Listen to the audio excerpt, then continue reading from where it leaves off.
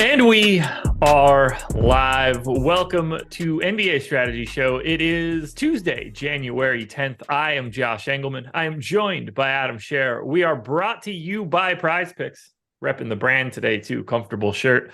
7-game NBA slate for today. Another nice, easy, perfect, fastball down the middle slate. I love the 6, 7, 8 type game slates. That's what we get all week. So it's going to be a fun one. If you're here and you're happy about the slate size, and even if you're not, hit the like button, subscribe to the channel, hit the notification bell so you know when everything goes live. Adam, anything good for you yesterday? Not quite. Best lineup finished in 14th in the big tournament on DraftKings, so didn't quite get there. Needed more out of some combination of Brooks, Marshall, and Robert Williams. But yeah, not a bad slate. Lost a little bit in DFS because I didn't cash 3 max stuff. Made it back using NBA Bet Pro, which I'm doing videos on now, so I'll be using it more. So pretty much broke even. Can't complain. There you go. Yeah, 7 games today. Nothing too crazy. Some of these games are pretty awful, which we're going to get to in a bit. A little bit of injury news hanging out there for us, but I'm ready to just dive in. So if you're interested in talking this slate, then I'm interested in talking this slate. What if I'm not? You can go. Okay. I mean, this is not going to be my problem, I promise. I know I'll get through this show with not an issue. But yeah, I'm good. All right. We're off to a doozy right out of the gate. The Detroit Pistons are 10-point dogs in Philly, 229 total. No Bojan Bogdanovic for the Pistons. No Jalen Duren. Marvin Bagley out. Isaiah Livers with the questionable tag. Rodney Magruder is off of the injury report, but the Pistons don't exactly have a ton of bodies here today. Could potentially have one less. On the Philly side, we don't know the status of Joel Embiid yet. He is questionable. This doesn't feel like a spot where you should be bringing Joel Embiid back, but I don't think that's how this one's going to work. So I think if he can play, he's going to play. Let's start on the Pistons, where we've got a lot of ownership coming in. Beef Stew, 50% owned across DraftKings and FanDuel. But the guy that I sort of want to have the conversation about is, what do you want to do with $3,500 Hamidou Diallo? Or do you think there's a different guy that steps into the starting lineup here? My assumption was it's Diallo. I'm not sure if he starts. Okay. Wait, so I forgot Duren's out too. So yeah, Bay is already starting. So yeah. So yeah, it's probably Diallo. Could be Knox, I guess. Could be Livers if he's back. Yeah, I think Diallo is the best guess. Yeah. I mean, we're going to know it either way, so it's not a huge deal. But, I mean, at 3,500, shooting guard, small forward, I honestly think that he's underrepresented at 24% ownership. But maybe that's just we don't know who's starting yet type ownership, because if he's in, that price tag just is great. Yeah, agreed. Because it's not like he's a bad fantasy producer. He's not a great actual basketball player. But for $3,500, if he's starting, he's going to look pretty good. What do you want to do with the Beef Stew ownership? Because clearly he looks great. They don't have big men on this team. It's basically him and then Nerlens Noel as a backup here. So you would think Stewart has to play as many minutes as he can. 5,100 on DraftKings, 5,600 on FanDuel. He's got the power forward center eligibility on both sides. So I totally understand why it's coming in. But man, if Embiid is in, this is a scary, scary spot. Yeah, I mean, 50% ownership is always going to be scary. But at the same time, 5,100, power forward and center eligible, coming off of a game where he played 35 minutes. He's played a total of 138 minutes without Cunningham or Bogdanovic on the floor this year. He's averaged 1.18 DraftKings points per minute. We know he's, about a fantasy point per minute guy overall, regardless of who's on the floor. So, yeah, it's scary with Embiid. Certainly you can get in foul trouble pretty quickly, but he also can lose quite a bit of playing time and still project well. He's clearly going to project great if you give him 30 minutes or so. But even if he plays 24, you're probably talking about a decent game. And if he does play 34, you probably need him. So, I think maybe going a little bit over-owned, but at the same time, we also still have him with a 39% chance of being optimal. So, 43% boom percentage in the boom bust tool, 39% chance of being optimal. Just pretty clearly a very strong play. Do you have interest in Nerlens Noel? I think he's interesting in tournaments as long as he's not getting any ownership, because if Stewart does get in foul trouble, Noel should be the next guy up. Like I expect him to just be the backup center here. So I wouldn't play them together, but I do think like if you project Stewart for 30 minutes, I think you should be projecting Noel for 18. Yeah, they don't really have enough options otherwise, Right. particularly against Philadelphia, who is essentially always going to have a legitimate center out there. I'm kind of happy to get to any one of the Pistons starters today. They all, just because of how shorthanded they are and potentially even more shorthanded depending on if Livers is back or not. Like there's just a lot of minutes to go around. And, whether it's Hayes, Ivy, Bay coming back into the starting lineup, like I kind of like getting to the Pistons. Yeah, and it's not just the minutes too. There's a lot of production. I mean, Yeah, Bogdanovich is like a 30% usage guy without Cade Cunningham, and now both of those guys are out. Without either of them on the floor this year, Ivy's played 162 minutes, 33% usage rate, 28.9% assist percentage, 1.22 DraftKings points per minute. Killian Hayes has a 22% usage rate and a 37.5% assist percentage in 262 minutes, 1.05 DraftKings points per minute for him. Bay has played the most minutes without either of those guys on the floor, 0.9 DraftKings points per minute. Like you get a bump in production in addition to increased playing time here. Yeah, I think it's really easy to want to get to anything from the Pistons that's starting for sure. And potentially, like if it isn't Diallo that's starting, I do think that he's still pretty interesting at shooting guard, small forward, 3,500. Yeah, and I think also Alec Burks, like he's only Yeah. pulling 5% ownership at 4,900. And we had that weird situation the other day where like he had played big minutes a couple games in a row, and suddenly he's getting like more ownership than Jaden Ivey at the same price point, which was kind of crazy. You're not expecting him to frequently play more minutes, but he can. And Burks also 349 minutes without Cunningham or Bogdanovich this year, 24.5% usage rate, 1.02 DraftKings points per minute. If he just happens to run into 28 minutes, he's going to look really good. I don't really have much else to say here for the Pistons. The Embiid news is important, but I don't think it dictates anything for the Pistons. It'll just make you feel better about Isaiah Stewart. Right. It's not like I'm taking minutes away from Isaiah Stewart if Joel Embiid starts. But I just feel better about it. What are you willing to give him today? Or does it really matter? I'll probably it feels like 30 at a minimum. Yeah, I think I'll probably go 30. I gave him 32 to start, but I think that I'll go down to 30. It's not going to stop me from, well, it is kind of impeding me on FanDuel at least a little bit, even at 32. But I would like to see what happens or how much I need to give to get Nerlens Noel to be functional. Yeah, and I mean, like 32 is certainly reasonable as well. We just saw him play 35 in the last game. But yeah, I mean, I think with it being the Pistons and also just, potentially very foul heavy matchup or foul prone matchup, I think like 32 would also be fine. I think I'll probably go 30, and at least on DraftKings at 5,100, it probably won't matter. Like I'm going to get a ton either way. This might be a case where I go 30 with Embiid in and 32 if Embiid comes out. It feels like a gigantic swing making that change for 2 minutes, but I don't really have a great feel either way. Like I feel like the truth answer is 31, and then you move it one either direction. Anything else for the Pistons? No. Obviously, it's going to be difficult to talk about Philly here. Everybody's available except for Embiid, who is questionable. If Embiid is in, he's probably the only guy that I truly want from Philly. And even that is not necessarily like a guarantee, but he should thrive in this spot.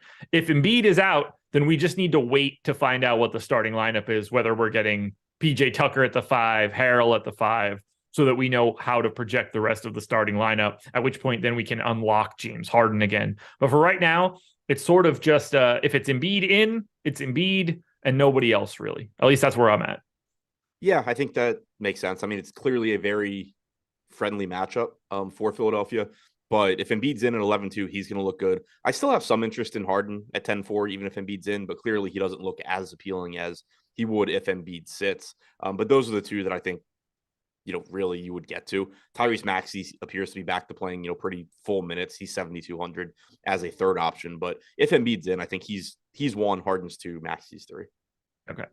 And then if Embiid happens to be out, we're waiting on the starting lineup. If it's Harrell starting, how do you feel about him at 4,800? Reasonably well. Like he probably plays about 24 minutes. Paul Reed probably plays, like I would project it like 24, 25, 23, something like that. You're probably getting the minute split. So it would be a situation where Harrell looks fine at that salary, but you also would be getting Paul Reed at 3,900, who also looks good. I wouldn't want to play them together, but it would open the door for both of those guys if Harrell is starting. So it's that same situation. If Harrell starts, it means minutes for Harrell and for Reed. If Harrell does not start at center, it means don't play Paul Reed. Yes. Anything else that we need to touch on here for Philly? I think they're pretty easy to talk about. Just as a note, PJ Tucker was out last game, so don't you can't just assume they're starting Harrell because they started him last time. All righty. Well, schedule for the rest of the day. This gets so much easier when the NFL starts to dwindle. We have the NHL strategy show coming up at 2 p.m. So pretty big gap between shows. Adam, you and I will be back then at 5 o'clock for the deeper dive. And then Greg and Eric will be back for NBA Live Before Lock from 6 to 7:30. So easy day for content. You can go watch the Contenders videos if you'd like. Adam's going to have his Bet Pro videos out. We have plenty of pre-recorded content that you can check out across Odds Shopper and at the Stokastic YouTube channels. But today, from a live show perspective, it's a lot of NBA and a tiny bit of hockey. Well, this one's pretty easy. The Oklahoma City Thunder are 4.5-point underdogs in Miami. Who knows? They could be favorites by the end of today. No Jeremiah Robinson Earl, no Poku, no Ousmane Dieng. Highest owned guy on OKC on the DraftKings side is 7% owned Shai Gilgeous-Alexander. He gets to 12% on FanDuel. There is no ownership coming into these guys. They played 11 guys on Sunday. It doesn't appear that anybody is with the G League team right now. I am going to actively avoid this team unless it's Shai. Yeah, I like when we get slates like this. Shai and Giddey both look okay. Like Dort, if you land on him a little bit, is fine. But outside of those three, I don't really see any reason to mess around with this team. I just don't think you're going to need to on this slate. And then the pricing on them is pretty reasonable as well. 10-3 on Gilgeous-Alexander, certainly playable in tournaments, but not like he's wildly underpriced. It's also, not the most appealing matchup against Miami. So yeah, I'm with you as far as this team just looking very unappealing. Yeah, I don't have anything else to add. It's awful. On Truly a side awful. Note, why is Miami only a 4-point favorite? Well, this is what I'm about to tell you. This is why Miami is only a 4-point favorite. No Kyle Lowry, no Caleb Martin. Obviously, Duncan Robinson, Nikola Jovic, and Omer Yurtseven all injured. Q tag on Tyler Hero, Q tag on Bam Adebayo. How's that for you? Yeah, but they have no idea who's playing. Well, if the starting lineup is Jimmy Butler, if Victor Oladipo, Max Strus, Haywood Highsmith, and Orlando Robinson, I think that Look, OKC's not bad. Yeah, so if they're all out, Gilgeous-Alexander can beat them by himself. Right. Like he's the best player on the floor if this breaks the correct way for them. Yeah. So, and I really just hate this team. The Heat? The Heat. Yeah, you and me both. OKC also, but I don't understand how a team can just be hurt every single day. Yeah, well, they are today. They are very, very hurt. So let's just say Hero, Butler, Bam. Let's say all three of those guys are in. Oladipo, Strus, Vincent makes 9. Haywood Highsmith and Orlando, or makes 6 rather. Haywood Highsmith and Orlando Robinson make 8.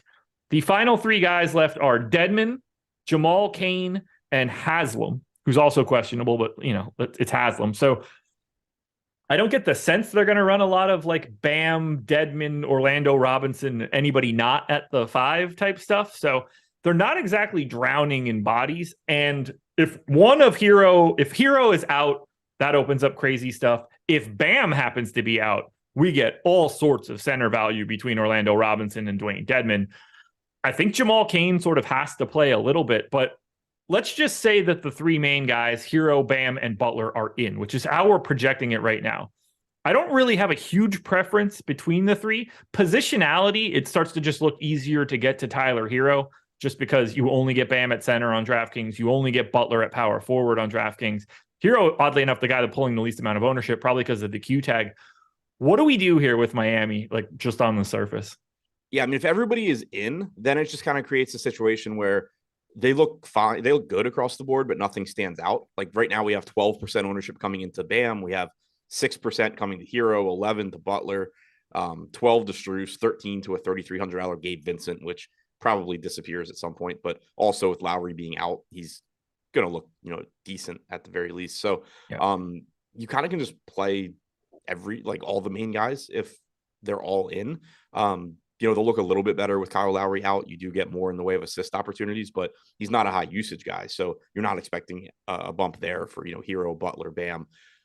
If you get Bam out, then it's going to look really good for the combination of Dedmon and Orlando Robinson.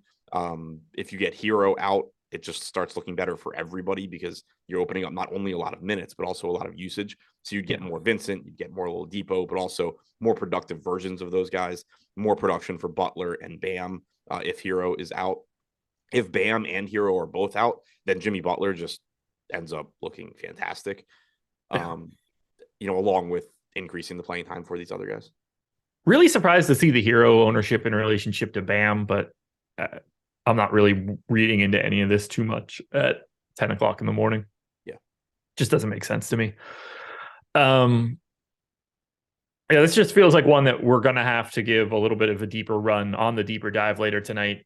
But at the very least, you're playing Miami guys, no matter how this breaks. And you're probably playing like 6 of them at a minimum just because there's only so much playing time to go around. In different lineups, obviously. Right. Yeah. We're not running 6 Heat guys. So I was just pulling up the numbers just out of curiosity to see what Jimmy Butler looks like without Hero, Bam, or Lowry. This year, I already forgot the number. I think it was like 1.25 DraftKings points per minute. Since the start of last year, 261 minutes, 27% usage rate, 34% assist percentage, 1.3 DraftKings points per minute for Butler without any of those guys on the floor. Yeah, he's going to look pretty good. Yeah, 1.33 this year. The just power forward eligibility is so stupid. Oh, yeah. Ultra dumb. I don't have anything else to say here about Miami. We need more news. This one's a fun game, obviously for the opposite side. Charlotte Hornets, 7.5-point dogs in Toronto, 232 total.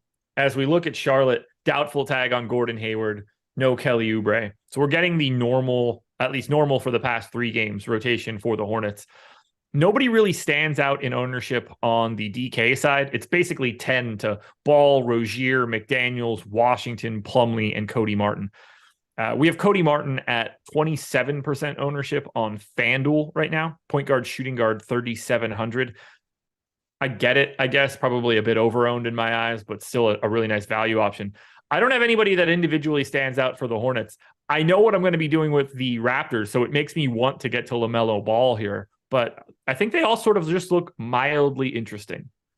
Yeah, I mean, it's just another team kind of like Miami will look if they're all in, where you're just pulling like 10 to 15% ownership across the board. LaMelo's coming off of a disappointing game where he only played 24 and a half minutes. You know that you get those foul games from him sometimes, but as long as he's not in foul trouble, he's likely to give you around 36 minutes, which looks good at 10K. Jalen McDaniels gets increased playing time without Hayward and Oubre. He's coming in at 5,300. Cody Martin, 3,100 on DraftKings. Like, I get it. He's just really cheap and likely to play low to mid 20s. So it just, at least right now, ends up looking like a useful value piece. Again, if you get everybody on Miami ruled out, then nobody's going to care about Cody Martin anymore. But for now, it's just, a pretty useful value piece to help you round out your lineups. Also, the fact that he's shooting guard small forward becomes really useful. Like, you just have a $3,100 guy that you can throw in at basically any position you want.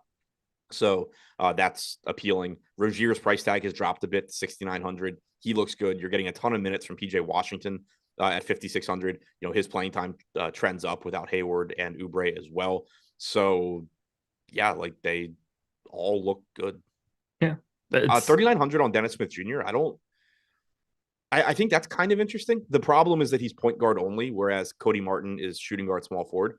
But like, if you're going to get, 14, 15% ownership going to Cody Martin, if you happen to have a lineup where you can just make it work salary and position wise, Dennis Smith Jr. is probably playing probably playing similar minutes and, lower own. I have him projected better than Cody Martin right now. It's just, the real issue is just simply positionality. Yeah. Actually, I guess I should clarify that. You assume he's playing alongside LaMelo if LaMelo plays normal minutes, right? Do I assume that Dennis Smith Jr. is playing alongside of LaMelo? Yeah. Yeah. Okay. Yeah, I mean, they've played a lot of minutes alongside of each other in the previous 2 games. So. Yeah. No, that's my assumption too. It's just that if you look back at the last game, they didn't really play alongside each other much, but that's mostly because LaMelo just wasn't on the floor. Yeah. Yeah. I expect LaMelo to just be on the floor for 10 more minutes, and those 10 minutes be basically like sharing the floor with Dennis Smith Jr. Right. So like from the last game, if LaMelo plays more, where are those minutes coming from? Because my guess is JT Thor. I mean, Thor only played 12 minutes. Yeah, well, the LaMelo minutes. I mean, like, I don't always expect PJ Washington to be playing 36. True. It's like two from Washington, two from Rozier is a pretty quick 4 right out of the gate. Thor, obviously, a guy that can give them up. I mean, you can take a couple off of Cody Martin too. Yeah, we don't. In an optimal scenario, Cody Martin is just not going to be out there as much. At least that's where I think they're going with this. Right. Yeah, like I think projection wise, you're probably looking like 20 to 22 minutes from Cody Martin, not 26. Agreed. Now we get to talk about the team that I always want to get to. I don't think it's enough ownership coming in already. Give me all things Toronto. Siakam, Van Vliet, Anunoby, Trent, Barnes, all 15 to 20% owned on DraftKings. You get Siakam up to 29% on FanDuel. I will have more than that. $9,500 power forward center. This is a pace up spot for a team that plays a shit ton of minutes. I want this to stay mildly competitive, but honestly, it might not even matter. Nurse might run these guys out there in a blowout anyway. I want all of Toronto. It's not even close today. Yeah, it's just insane, the playing time. I mean, it's kind of the same thing we just talked about with the Knicks yesterday, except somehow even to a bigger extreme. But it's just, not that they can't fail. They clearly can. It just becomes so difficult when you're going to be out there for the entire game. Like you kind of saw it with Julius Randle yesterday. He started out really, really poorly. And like I was over the field on him and I was just like, damn, I feel like an idiot for playing a bunch of Julius Randle at $10,500 or whatever it was. And then you just watch and his score just keeps going up because he never leaves the floor. So, I was like, oh, what a bust. And then I look back and he was like, oh, he's got like 30 and 20 now or something. Right. Dumb. Yeah. He had like 26 at halftime just simply by being on the floor for the entire half. So it just, it just increases, like, obviously it increases your projection, but it just makes it that much harder to fail too, because you just have so many extra opportunities to be out there. It's not like if you shoot cold for 8 minutes, then you have to go to the bench for 8 minutes. You're just going to stay out there until your shot starts falling. It doesn't matter. So that combined with like these salaries are all very reasonable as well. 6,400 on OG with shooting guard, small forward. Barnes coming in at 6,600, small forward, power forward. Those both look good given how much playing time you can expect from those guys. Gary Trent is just north of 6K. He's back to playing a ton of minutes.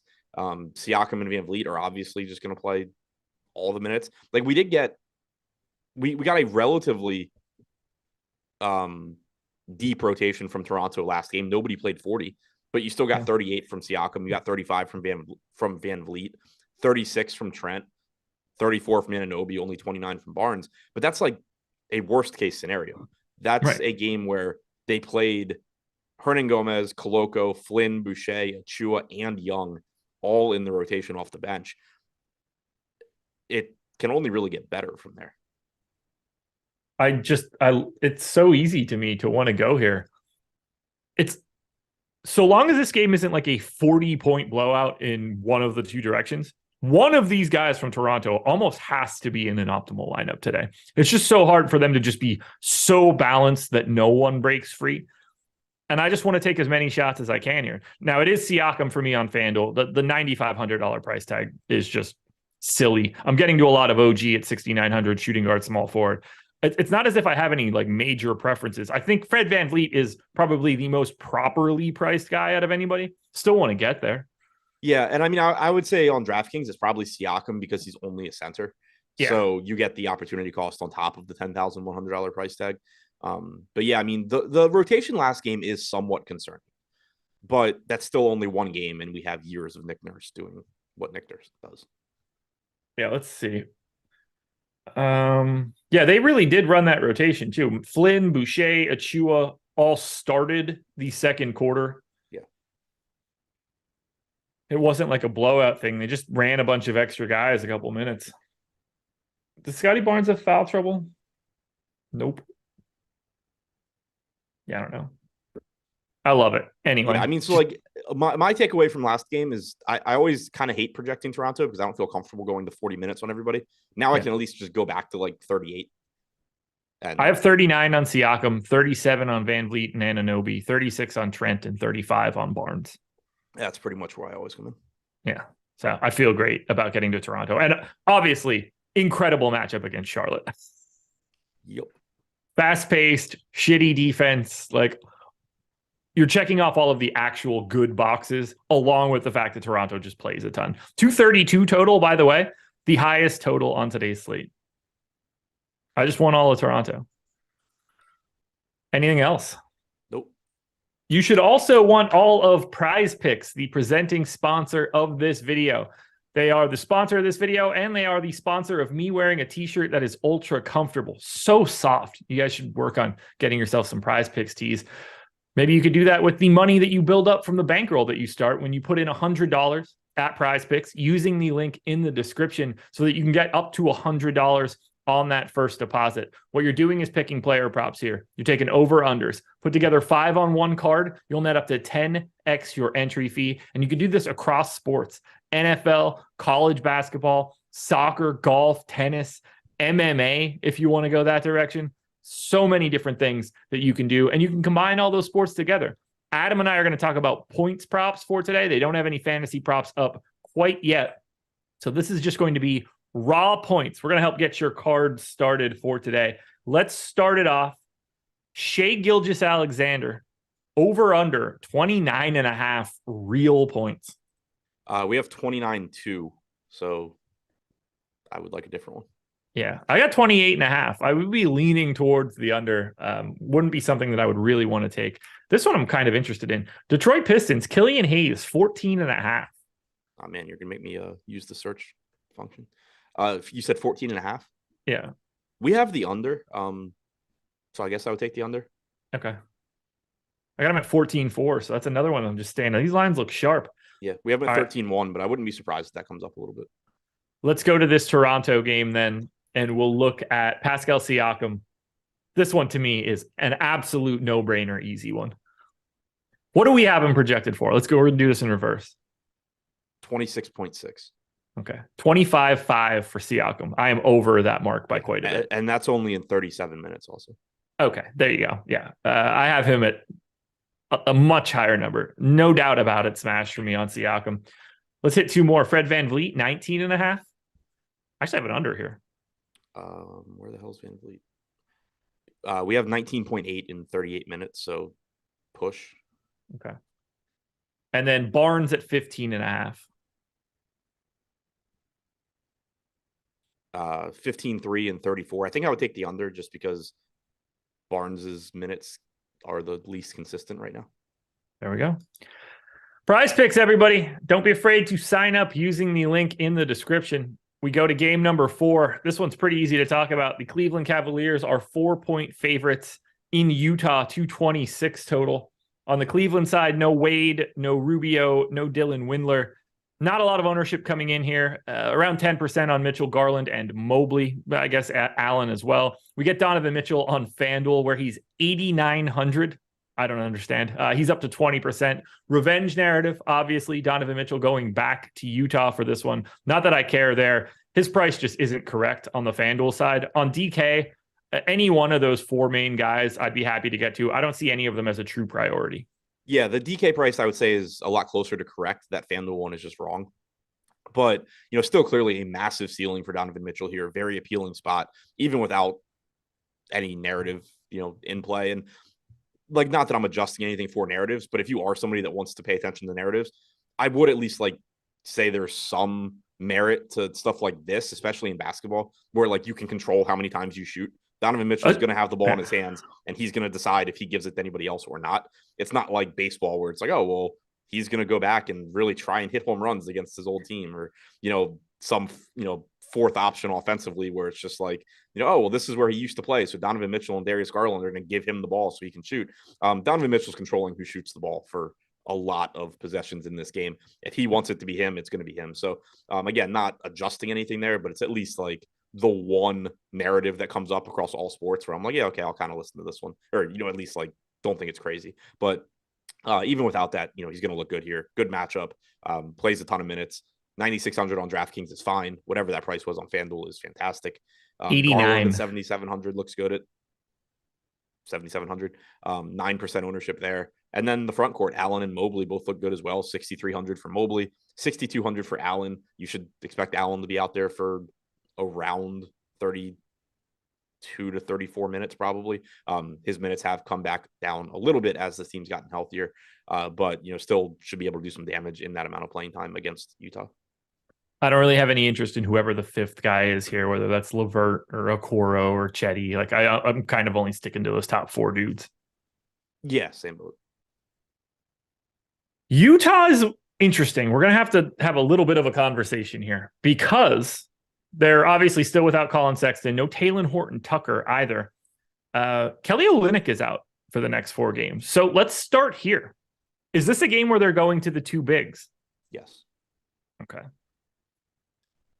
I mean, I say that like I had confidence. I was shocked they did it previously, but then they did it in like every matchup. And then now you're getting one where it actually makes sense with Mobley and Allen. So like I strongly expect them to, which probably means Malik Beasley will start. But so my only concern now is because they don't have Olynyk, is there ever a situation you think it's just a full stagger then between the two of Kessler and Vanderbilt? Because they don't really have I don't think that they're going to go to like Markkanen at the 5 now, where you have Olynyk to be that like buffer zone if you ever need to do anything. Yeah. I mean, I think they just go back to the rotations they were running without Olynyk before. Okay. How many minutes are you expecting them to play alongside of each other? 6-ish, 8. Yeah, that makes sense to me.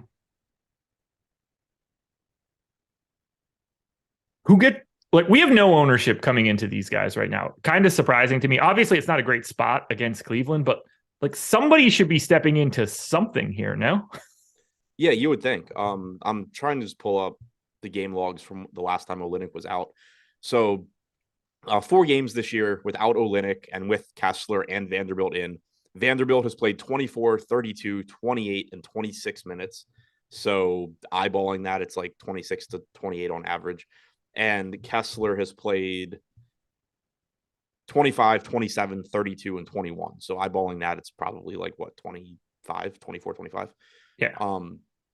So like I think you project Vanderbilt for a couple of extra minutes, but Vanderbilt probably projects around 28, Kessler probably around like 25.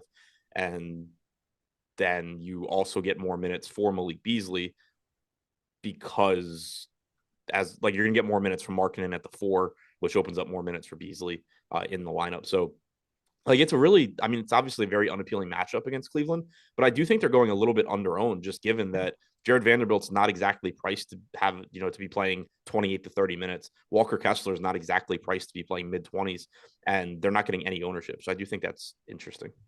Do you assume Beasley closes? Conley, Clarkson, maybe, probably. Okay. Because that's really a big swing piece for what you think about the minutes on Vanderbilt and Kessler. Do you think they played it? Like, I don't think anybody's closing other than the 2 bigs or Beasley. I don't think it's going to be like Nickeil Alexander-Walker or Agbaji or something like that. So right. It's either do they go to like a normal lineup with Markkanen at the 4 or do they go dual bigs, at which point it's not Beasley. Yeah. So, like the last game they played without Olynyk, Vanderbilt played 26, Kessler played 21. The closing lineup was what we're expecting. Conley, Clarkson, Beasley, Markkanen, and in this case, Vanderbilt, obviously could be Kessler. Yeah. Instead of Vanderbilt. The previous game, Kessler played 32, Vanderbilt played 28. The game didn't close. It wasn't a true closing lineup at the end, but the closest thing to a closing lineup there was Conley, Clarkson, Alexander Walker, Markkanen, Kessler. But Alexander Walker obviously could be Beasley. Either way, it was just one of those 2 on the floor to close. Okay. Or no, sorry. One of those 2 to close. So you got like a more condensed rotation in that one where they both played more minutes, but you still were only closing with 1. Yeah, I don't really have like a specific preference. Like Markkanen at 9,700 is probably not the correct price on DraftKings. He's 8,200 on FanDuel, $1,500 cheaper. He's 17% owned there. That's where the ownership actually is coming in. And that makes total sense to me. Like 9,700 is a bit too healthy on the DK side. Given the fact that everybody on DraftKings feels like they're underpriced right now, he's not. Yeah, like as good as I think Markkanen is, and as happy as I've been to play him this year and just make money while people bitch about Markkanen getting lucky. 9,700 is a lot, especially in this spot. I mean, Donovan Mitchell's less expensive. Yeah. And Markkanen doesn't exactly fill the stat sheet out other than scoring either.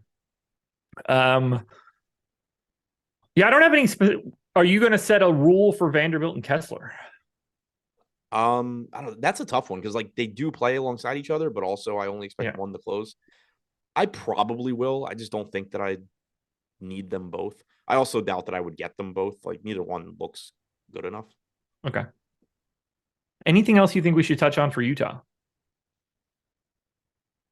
Not really. I think it's kind of just slightly underpriced guys like Vanderbilt, Beasley, Kessler. Alexander Walker certainly has a path to enough minutes to matter. He's like a viable Cody Martin pivot if nothing else opens up, but chances are you're going to get enough opening up where you just forget he exists. That works.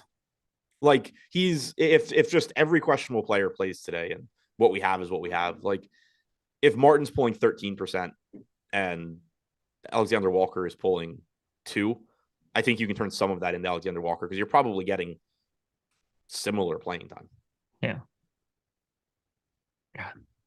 Very interesting for Utah. Very curious to see what they do with the starting lineup. We probably won't know that by lock, though, so kind of a bummer.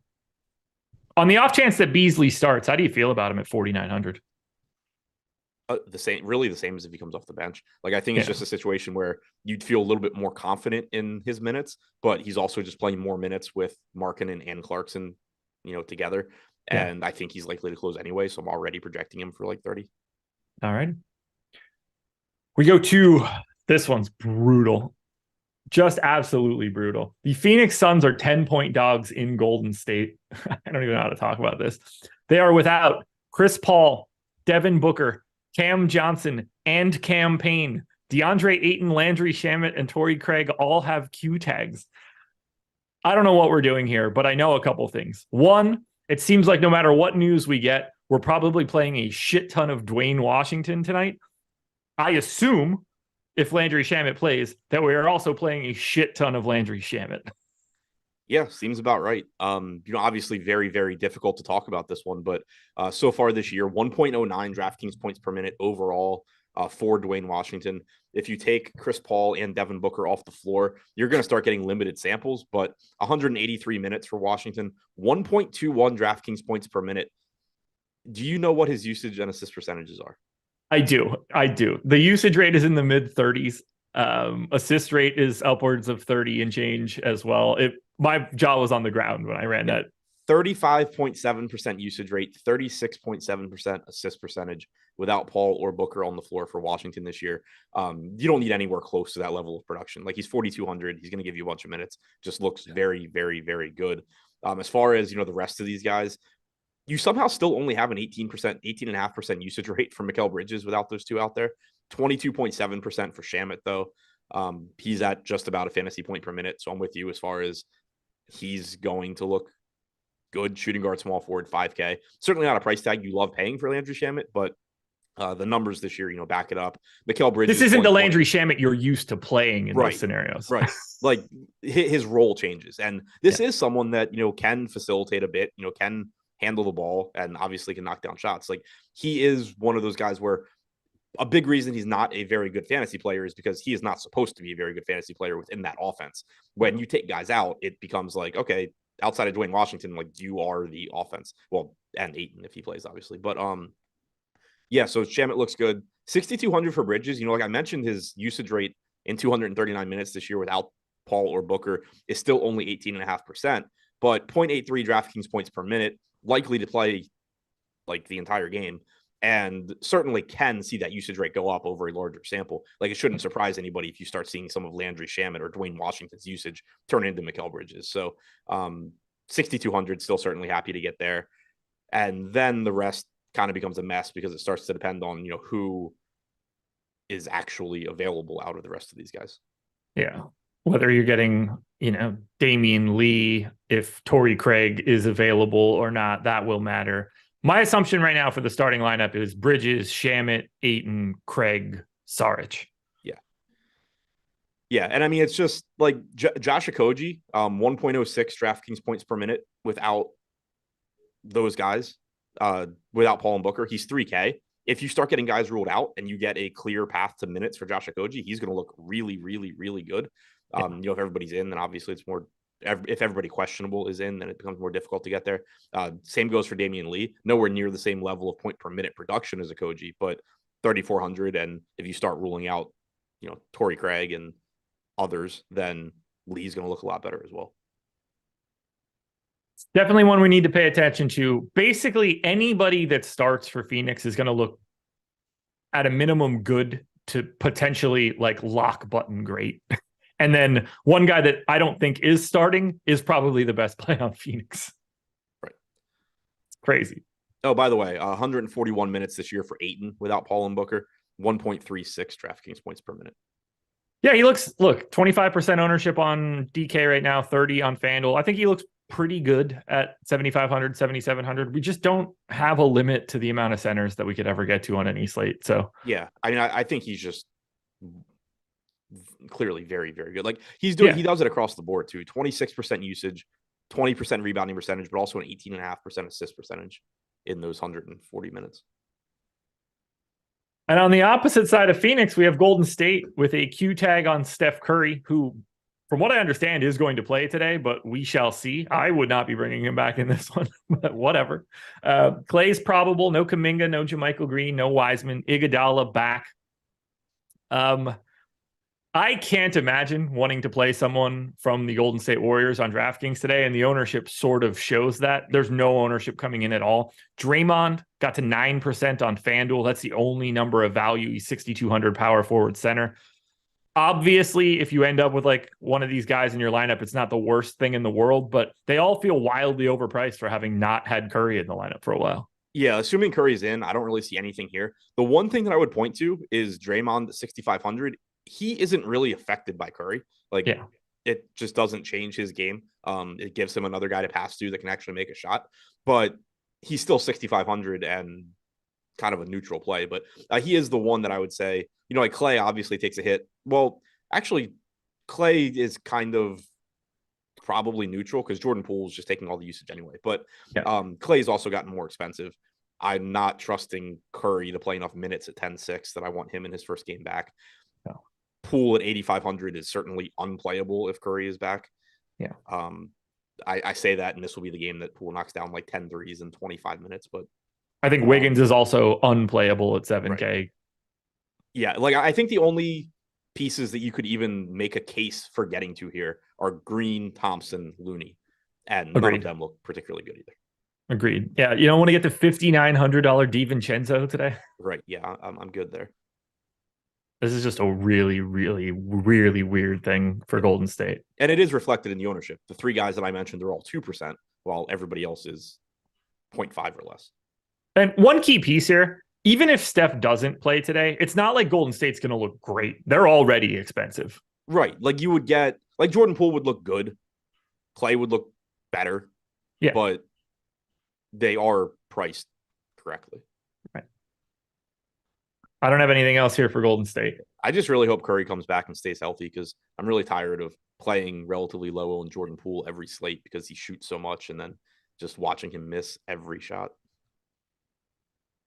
The Orlando Magic are 7.5 point dogs in Portland, 230 total. Not much we can say here. They played last night. I didn't touch the rotation that I had in from yesterday. Bull's back. Officially? He's not on the injury report. There is no injury report. It's already been announced that he is not on the injury report when the injury report comes out. We'll see. That's a new one. It happens all the time. I don't trust anything. You get news on the injury report before the injury report actually comes out pretty often. Here's the great part. It doesn't matter at all whether he's back unless they accidentally priced him at 3K. I don't find anything on the Orlando side to be all that appealing for today's game. And now we're just going to complicate it with Bull. Yeah. Yeah, I mean, I'm there with you. It's sort of just a handful of guys where, like, if they land in a tournament lineup, great, like as a differentiation play, but there's nothing that you can even point to here and say it looks really good. On DraftKings, the guy getting the most ownership is Paolo Banchero at 8,200. He's pulling 5%. Cole Anthony's at 4.5. Carter's at 3. Wagner and Fultz are both at 2 or 3. They're all just at price points where it's just like, if I need a low owned guy at this price point, they are just as good as anybody, but I'm certainly not going out of my way to get them either. Yeah, this is just not all that good and now more complicated than it needs to be. So, can't really add anything there. I do, however, have a lot of interest in the opposite side of this one. That's going to be the Portland Trailblazers. Nurkic is in, Gary Payton is in, still no Nas Little or Justice Winslow. We've got Dame pulling 25% ownership across both sites. We've got Anthony Simons, 6,500 on DK, 6,100 on FanDuel. I like both of those prices quite a bit. Yusuf Nurkic is 6,100 on DraftKings for reasons that don't make a ton of sense. He's 36% owned. He is $1,800 more expensive on FanDuel. It's really hard to have that kind of price disparity for guys that are just generally out there. I'm happy to play any of those guys. If you get shares of Jeremy Grant or Josh Hart, by all means. We kind of know what Portland does for a rotation. They're sort of like a slightly worse version of Toronto.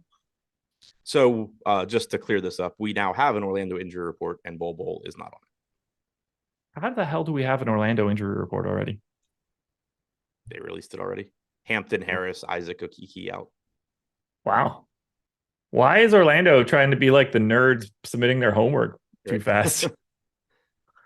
That's a new one. You don't ever see that shit. Yeah, well, I thought to refresh it because normally when you get that like so-and-so isn't on the injury report, it means that the injury report's coming out on the next like update. Yeah. And so, yeah, I refreshed it. No Bol Bol and nobody questionable or anything.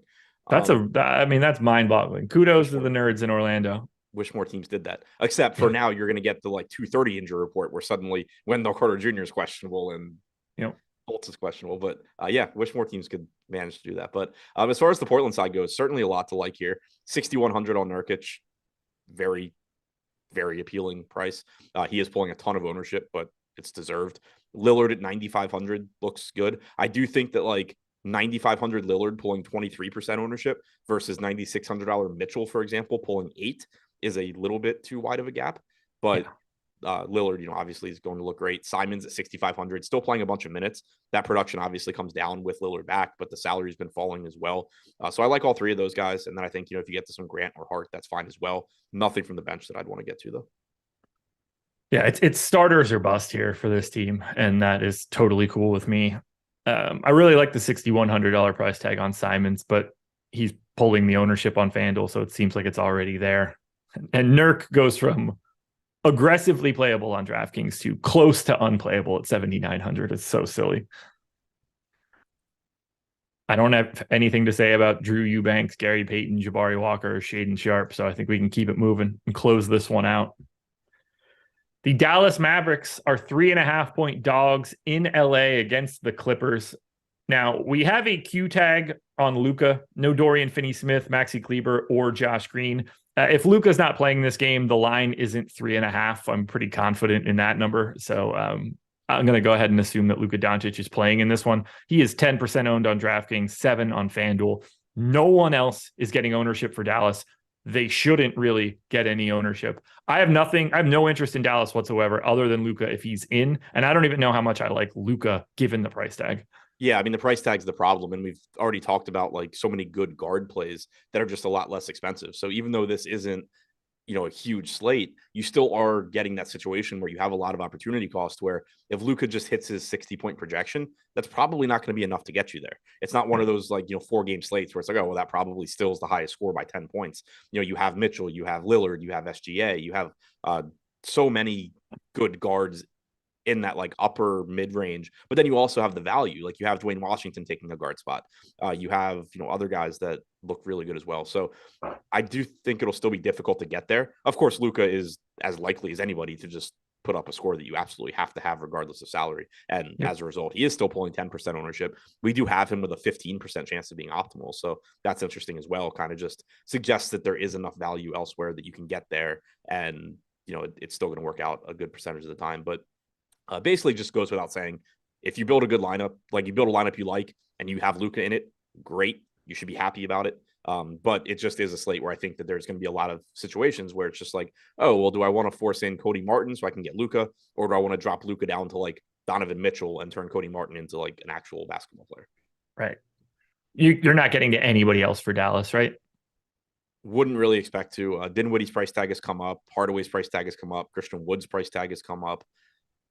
Like Dinwiddie and Hardaway are both playing big minutes, especially Dinwiddie, but we've talked a lot about how Dinwiddie's production takes a hit playing more minutes alongside Wood and Luka. So it kind of comes out in the wash where he should just continue to be priced around where he always has been. And that has not been $7,100. For Christian Wood, if he plays well, he can, play north of 30 minutes and give you a really big game, but he's pretty much priced for that at this point. Yeah. Well, I have nothing else for Dallas. So before we get to the Clippers, I do want to talk quickly. I realize that I just missed this. I want to talk about our new NBA Bet Pro package. I know Adam will have a little bit to say for this one now that he is doing a little bit of NBA Bet Pro content, which you could have got yesterday on the Odd Shopper channel, right? Sure. Okay. If you're interested in our sports betting package for the NBA, you've got a 7-day free trial for new users. Then it's going to be like $16 a week or $55 a month, basically. 2.2% ROI over the lifespan of BetPro. Now, I know that doesn't seem like a huge amount of money, but if you're putting $100 down on every bet, that's $2,700 in profit. You can't be mad at that. This is a product that should be making people money. These are the same projections that are directly managed by all of the names you've known behind the scenes. Alex Baker, Sean Zahn, Steve Buzzard, all going to be updated throughout the day as information becomes available, all the way up until the final tip of the day. Adam is churning out content, betting videos for the NBA now using this product. I really think that you guys should go check it out, and it'll cost you absolutely nothing to do so. Again, 7-day free trial for new users. I assume you're doing those videos today? Yep. There we go. Closing it out now with the Clippers. They are, as I said, the favorites here. 10:30 start. No Paul George, no Luke Kennard. And I don't know if you saw the rotations on Sunday for the Clippers, but we got Reggie Jackson as a bench guard playing 8 minutes. Terrence Mann got the start, played 35 minutes. Are you assuming they just go to Terrence Mann again? I guess. I mean, they still lost, but yeah. I don't know. I mean, I guess like Reggie Jackson's been terrible. John Wall hasn't been good. Like this, it makes sense. I don't think this was just like an out of the blue decision. I agree. So I assume for now that they're going with that same lineup. Yeah. Like I wouldn't want to be going to the 50% true shooting, 30% 3-point shooting John Wall. I don't think that they need to be going to the 52% true shooting, 34% from three Reggie Jackson any longer. These guys are both negative a lot in plus minus. Why not take a run at Terrence Mann? If that's the case, 4K on DK, point guard, shooting guard, 4,500 on FanDuel, shooting guard, small forward, pulling 20 to 30% ownership depending on the site. I think Terrence Mann, assuming he is starting, and I doubt we're going to know this stuff even remotely close to lock. I think we have to assume that Terrence Mann is one of the better plays for today. Yeah, I agree with you. Not a great, point per minute guy, but likely to just play enough minutes where at 4K, he looks really good. That price tag just clearly hasn't adjusted for him to go from basically on the fringe of the rotation, except for when they're very shorthanded, to being, a starter. So overall this year for Terrence Mann, 0.82 DraftKings points per minute. That's plenty if he's going to be playing 30 plus minutes at 4K. So I'm with you. As long as he's starting, it's going to look good. If you do get into a situation where, he's projected to start and then he doesn't, chances are you're going to be able to swap around before that Phoenix game. So you'll still have plenty of, options to get to. And even if you do get stuck with just the Dallas and the Clippers game, Reggie Jackson is only $100 more on DraftKings. There, you have Batum at 4,400, different position, but John Wall, 4,600. There's ways you can swap around, most likely where it's going to work out anyway. By the way, this line was 3.5 when I woke up and did the process at 5:30. It is now down to Clippers -1. So if that doesn't make you think that Luka Doncic is playing today, I don't know what would. What do you want to do with the rest of these guys? We get Kawhi with no Paul George pulling pedestrian ownership at 8,700 and 8,400, but I don't see anything that makes me think that I want like more Kawhi. I think he's like appropriately owned. I mean, I do like that he played 38 minutes last game. He's just completely not limited anymore. But overall this year, 166 minutes for him without George, 1.25 DraftKings points per minute. I think that, the 16% ownership he's pulling on DraftKings is pretty much deserved. We have him with about a 19% chance of being optimal. So it is nice, you can finally just project him to play real minutes. I'm happy with whatever I get to, but I think the field's pretty much got it correct. How do you want to handle the rest of these guys? Zubats, Morris, Batum, Norm Powell, 4,900's got a nice positional eligibility. No Paul George means probably gets to maintain all the shots that he wants to take along with some increased playing time. What else do you see for the Clippers? Yeah, I think Powell looks pretty good. He's pulling 19% ownership. Seems fine. Should give you upper 20s, low 30s in minutes. 1.11 DraftKings points per minute for him without George on the floor this year. You should expect that to come down a bit, though, since Kawhi is playing so many minutes now. But the one spot that really stands out to me, and I get it's a center, and there's a lot of them that look good, but Zubats is only pulling 8% ownership. He played 37 minutes last game. We're frequently seeing him play north of 30 minutes. He's averaged over a fantasy point per minute without George on the floor this year. It just seems like he always goes overlooked, and he's never expensive and gives you a very high ceiling. I really like Zubats at 8%. Is he all that different than Isaiah Stewart at 50% ownership, $100 cheaper, other than the power forward eligibility for Stewart, which is not worth 5 times the ownership? Right. And the answer is no. Like, I certainly prefer Stewart, even if I could only roster, if I could only roster him at center, I would still prefer Stewart from a projection standpoint. But like you said, power forward is why Stewart's going to have a higher optimal percentage and a lot higher ownership. But playing time projections should be similar. Point per minute production is similar. One guy is going to get 50% ownership. One's going to get 8. And like you said, power forward doesn't make up that big of a gap. We also have Jared Vanderbilt, 5,500 with that power forward center eligibility, 5% owned, where you get Beef Stew at 50. Like, that's just another one of the pivots in that range where, do you want to just take 20% of the ownership you've got of Stewart and get over the field on Vanderbilt and Zubats at the same time?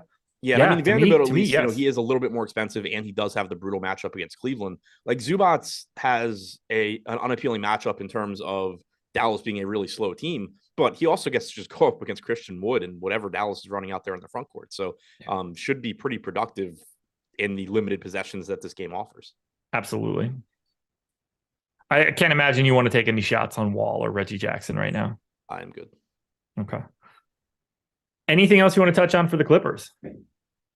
But Batum at 4,400 and 2% owned, I think is probably going a little bit under owned.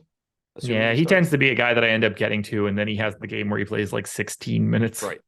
Yeah, I mean, he's 0.76 DraftKings points per minute without George this year. It's not anything crazy. Like, I'm looking at it and going, like, why aren't people getting here? I think the Zubats ownership is more confusing to me than the Batum ownership. But I just thought he was worth a mention because he is likely to start and play around 30 minutes. I cannot disagree. 7 games up, 7 games down. Adam and I will be back at 5 p.m. to break this one down again. Hopefully we get a bunch of news, preferably from the Miami Heat at this point, because that is going to be a complicating factor. Check out Adam's NBA Bet Pro videos today. Be churning those out shortly. Contenders videos are already out, but what's up? I just remembered something. So John P said something in chat, and it's actually the exact opposite. He said problem with Zubats is Luka hunting him all game. The Clippers in the past have used Zubats like he plays a million minutes against Luka. They use him to defend Luka. Like he plays even like in stretches where he is playing 24 minutes a night. He'll play like 36 against Luka. So it's actually the exact opposite of that. But I'm glad you said it because it just does make me like Luka or like Zubats more. Let's see here. Yeah, over the past 5 starts, 33, 33, 26, 26, 27. Those are the minutes. I'm obviously not looking into like any foul trouble or anything like that, but they have very happily thrown him out there for 35, 35, 33. That he'll be out there. Did you look at that was just regular season, right? I just clicked on Zubats' name in Fantasy Cruncher and just started looking down to make sure that I agreed with you. I just wanted to make sure that we were both remembering it correctly. Yeah. 33, 33, 26, 26. There were 5 fouls in the last game, not much in the other ones. They might be more willing to do that when Paul George is also out there and they can get to that the 5 switchable 6'8" type dudes. But when Paul George is not out there and you're turning that into another guy that can get picked on, you probably just go to Zubats. And Zubac's body is going to be a handful for Christian Wood. Anyway, guys, thank you for joining us. Hit the like button on your way out the door. We will be back again a little bit later to break this one down. Fun slate. Interesting timing on games, too. You get this chasm in between the 7:30 games, and then you get to 9 all the way to 10:30. I hate the 10:30 start so much, but we're breaking it all down for you later tonight. So good luck tonight, everybody. We'll talk to you later. Peace.